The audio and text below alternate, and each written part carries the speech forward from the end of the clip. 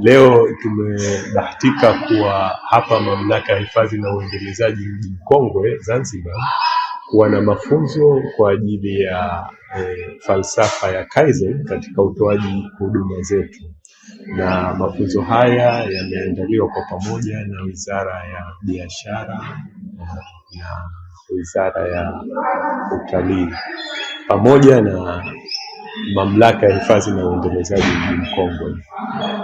Maudhui makubwa ni kwa ajili ya kuongeza uwezo wa watu kutoa huduma kwa uweledi, lakini pia na kupunguza ile misuguano inayotokezea ikiwa watu hawajaelewa au hawajaelimika katika zile huduma zinazotolewa. Sasa mafunzo yetu ya leo yamehusisha wafanyakazi wa Mamlaka ya Hifadhi ya Mji Mkongwe, watu kutoka jamii, kwa mfano masheha, watu wa vikundi vya bodaboda na bajaji, na wawakilishi wa vikundi vingine kama za biashara za korodani na ndogo ndogo zilizoko maeneo ya Darajani.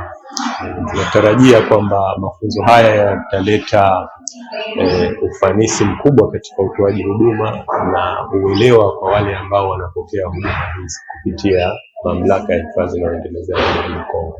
Zanzibar Kaizen Unit ni kitengo ambacho kinashirikiana na wenzetu kutoka Japani, shirika la maendeleo la Japani JICA, kwa ajili ya uenezaji wa falsafa hii ya Kijapani ambayo inaitwa Kaizen.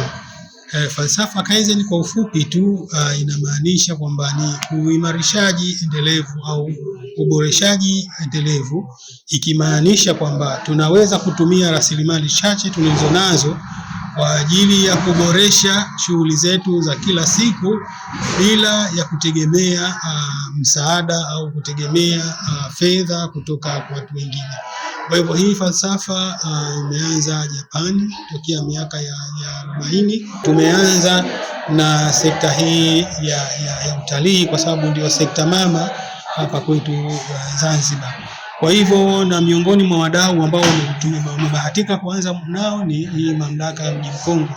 Lengo letu hapa ni kuangalia mazingira ya Mji Mkongwe na kuangalia jinsi gani tunaweza kuboresha mazingira, lakini kuboresha utendaji kazi wa Mji Mkongwe wenyewe, lakini pia utendaji kazi wa wadau ambao wanahusika kwa njia moja au nyingine na Mamlaka ya Mji Mkongwe.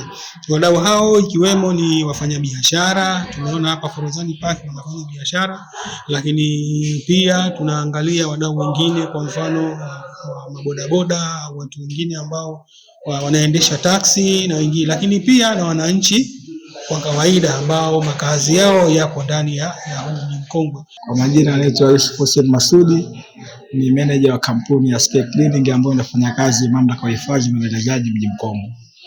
Kwa kweli leo tumefurahi sana ujio huu wa wageni hawa kutoka nje, wamekuja kutufundisha mambo mengi sana, na miongoni mwa faida tulizozipata tumeona jinsi ya kuhifadhi mazingira, jinsi ya kuhifadhi taka, jinsi ya kuchakata taka. Kwa hiyo tumejifunza mambo mengi na tunawashukuru sana kwa ujio wao huu. Kwa hiyo nilichojifunza leo ni kwamba nikakae na staff wangu niwaelimishe zaidi ya kile ambacho mimi nimejifunza hapa, nao nikawape elimu. Lengo tufike walikofika wenzetu katika kuweka miji yao safi, na sisi mji wetu uwe safi na salama kama ilivyo wenzetu. Tujinyanyue kwa sababu tumelala sana katika nani. Kuna fani nyingi, kuna mambo mengi ya kujiendeleza, lakini tumejisahau au tumedelay kwa kweli.